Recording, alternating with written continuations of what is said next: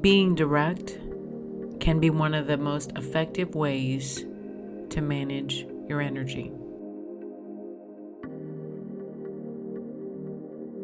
This is Tracy with Tracy Talks, a podcast about life, looking at life from a new perspective to gain wisdom and understanding in hopes to know yourself more. This week I'm talking about tips and tricks to help you manage your energy and your mood and how you feel. A lot of times when someone enters the world of spirituality, there is this indoctrination into believing that we somehow have to be completely non-confrontational. We can't put any negative karma out there. So we have to really be mindful of what we say and how we act, and we have to not just confront negative people. I will say a full nuclear meltdown on someone probably isn't the best way to handle confrontation. It's probably not the best way to handle differences. But what is effective is simply communicating how you feel. I don't know that women have necessarily been encouraged to communicate. And so it's one of these skills we are kind of lagging behind in effective communication. What does that mean? It means we hold in our feelings, we hold in our emotions, we try to be the good girl, we try to be the proper one and not be the B word. And so we hold all of this highly charged emotions in our body until one day we explode and it all comes out. And then, of course, at that point, we are labeled the B word because we intensely react. But what is really needed is for us as women to be able to recognize when something happens, recognize when somebody's crossed a boundary or said something that was hurtful. And in that moment, be able to say, wait a minute, that really hurt my feelings. This is one of the best ways that we can really manage our energy. It doesn't need to be an elaborate visualization, doesn't need to be a big production, but simply in those moments when somebody said something or did something, and address it in the moment in a calm, controlled approach. I don't know how you are in those situations. I know myself in those moments when somebody says something and it's extremely passive aggressive, or it feels like somebody was being mean. And oftentimes in those moments, I'm in shock. I'm having to really pay attention to how I internally react because I get a lot of clues in my body. It's in those moments being able to say, wait a minute, what was that? What did you just say?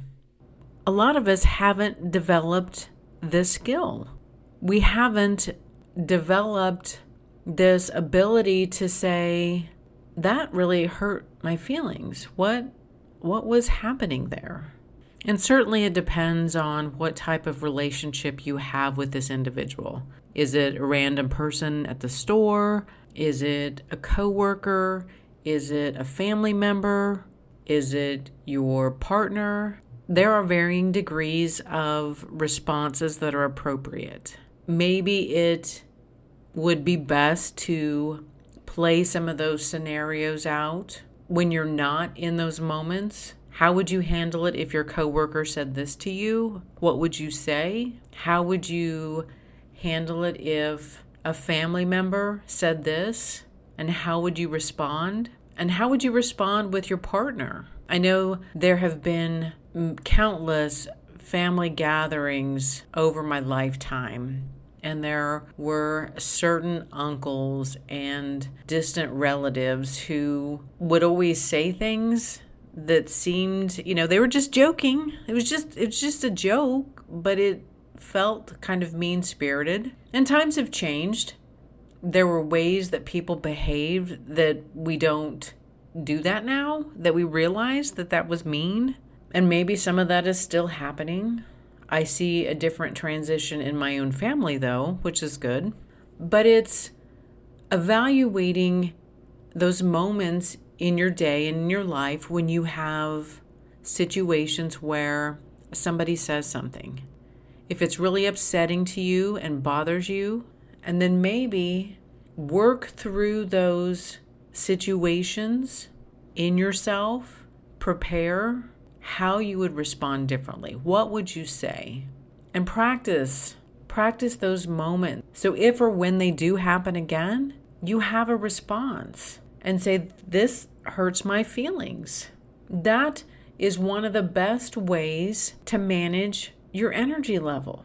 So many of us are encouraged all of the time to hold it in, to not get upset, to not make a scene, to be the better person, be the bigger person. But what that is doing is that is just killing us on the inside. If you are self-sabotaging by not speaking your truth, that is not being the bigger person.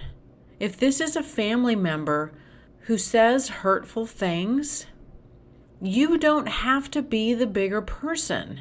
You aren't putting out negative karma if you say, that's enough. And I know those situations when someone isn't used to communicating their feelings, that it's terrifying. It can almost make you sick to your stomach, thinking, I can't say this, I can't do this, but you can. You are allowed to speak your truth. You are allowed to communicate how it feels. You're allowed to tell somebody they hurt your feelings. That is one of the best ways to manage your energy. And it will set boundaries.